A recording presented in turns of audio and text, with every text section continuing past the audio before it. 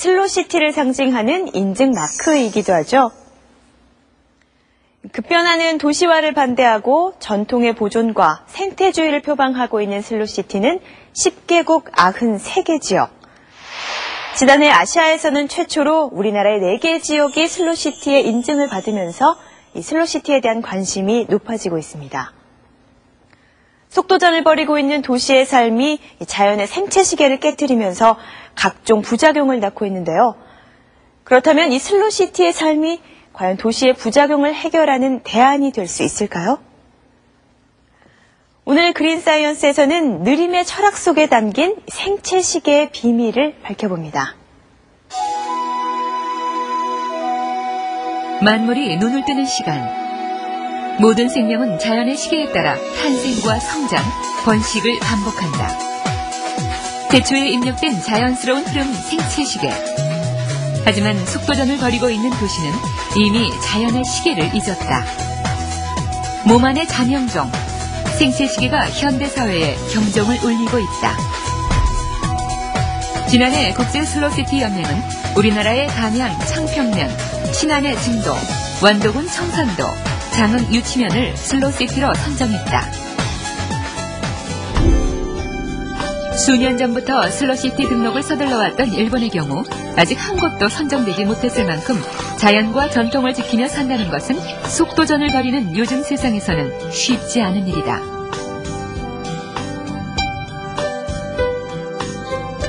한적한 풍경이 펼쳐지는 전남 단양에 느리게 사는 삶을 찾아 도시를 떠나온 빈도림 이응희 부부가 있다.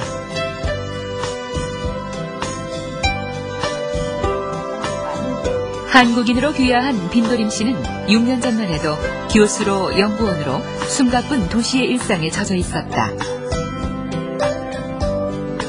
우연히 찾은 농촌의 풍경에 반해 귀농을 결심한 뒤 부부의 생활은 180도 바뀌었다.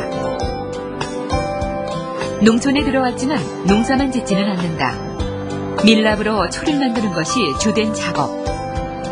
일반 양초와 달리 밀랍초는 여유 있는 기다림이 필요하다. 오래 걸리죠. 일반 초보다. 그 대신 이제 밀도가 높아요. 이렇게 층층마다 이렇게 굵어지기 때문에. 워낙 시간이 많이 걸리는 일이다 보니 하루의 대부분은 초를 만드는 일로 바삐 지나간다. 하지만 하루의 일을 끝내면 빈도림 부부에게는 한없는 여유가 주어진다. 문밖만 나서면 펼쳐져 있는 자연과 따뜻한 햇살은 농촌에서만 만끽할 수 있는 행복이다.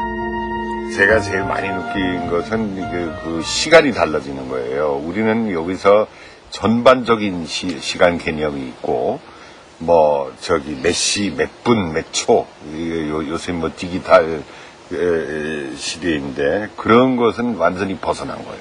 그러니까 바깥에 이제 껌껌하면은, 잠자러 가는 것이고, 도시처럼 이제 환하고, 또 어디서나 음악 소리 들리고, 차 소리 들리고, 이런, 그런 것이 없기 때문에, 여기는, 굉장히 조용해지고, 참, 평화로운 그런 분위기 만들어지는 거죠. 서울에 살고 있는 박연주 씨는 4년 전부터 잠 못 이루는 고통에 시달리고 있다. 직장 생활을 하면서 잦은 야근에 스트레스까지 겹쳐져 생긴 수면장애 때문이다.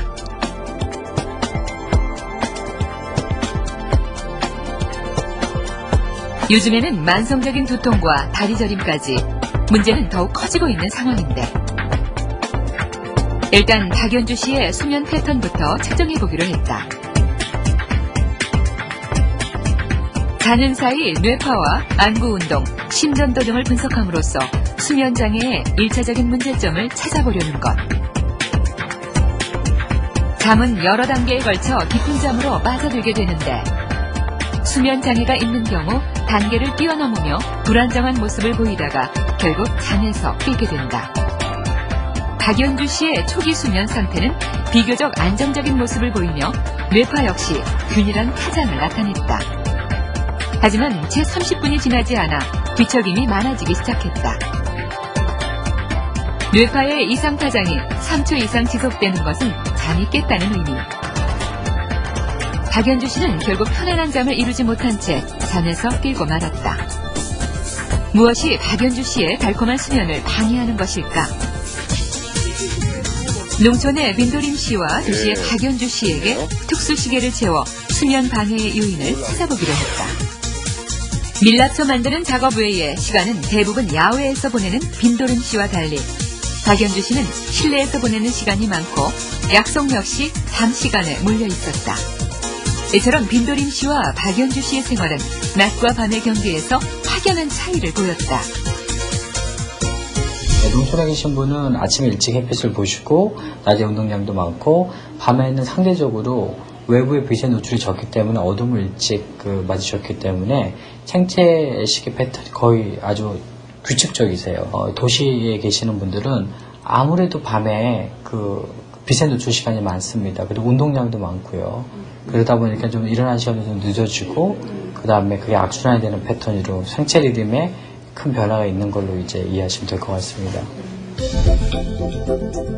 그렇다면 빛에 대한 노출과 생체 시계는 어떤 관계가 있는 것일까?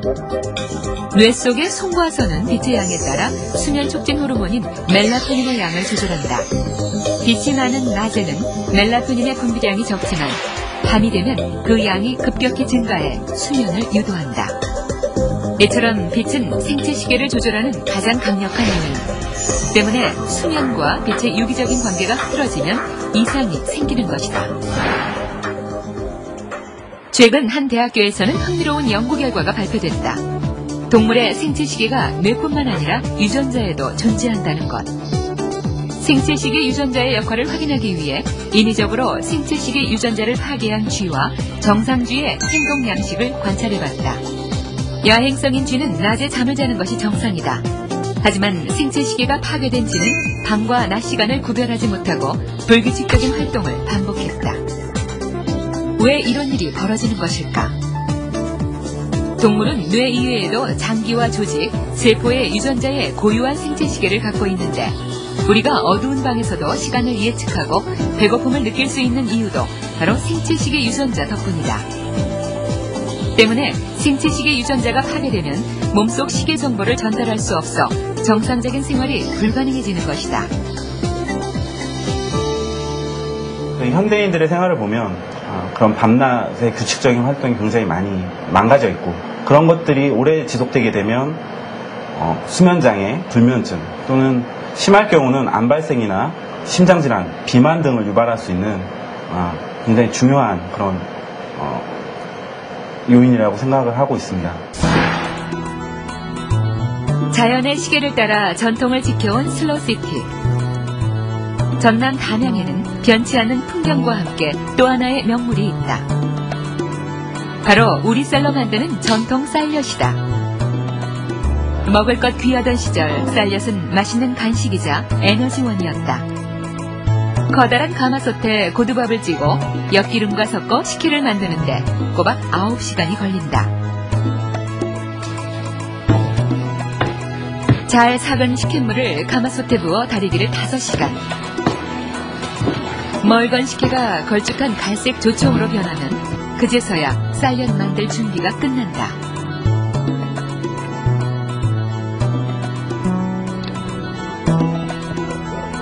옛부터 전해 내려온 전통 방식 그대로를 지키는 것. 한 번 시작하면 꼬박 3일을 매달려야 하는 쌀엿 만들기는 요즘 사람들에게 지루한 작업일지 모른다. 하지만 약품과 기계를 쓰는 대신 손맛으로 이어온 전통 쌀엿은 무엇과도 바꿀 수 없는 가치를 지닌다. 이게 엿 아무것도 아닌 것이지만 하나를 만들어도 시간 공 들이고 정성을 다 들여서 만든다는 얘기죠. 자연의 숙성 시간을 기다리고 올곧은 마음으로 이어온 전통 쌀엿은 이제 고장을 널리 알리고 농한기 소득까지 안겨주고 있다. 도시의 속도전에서 벗어나 느림의 철학을 전하는 사람들. 자연의 시계에 따라 움직이는 이들은 시대에 뒤처진 것이 아니라 건강한 삶의 방법을 터득한 사람들이다.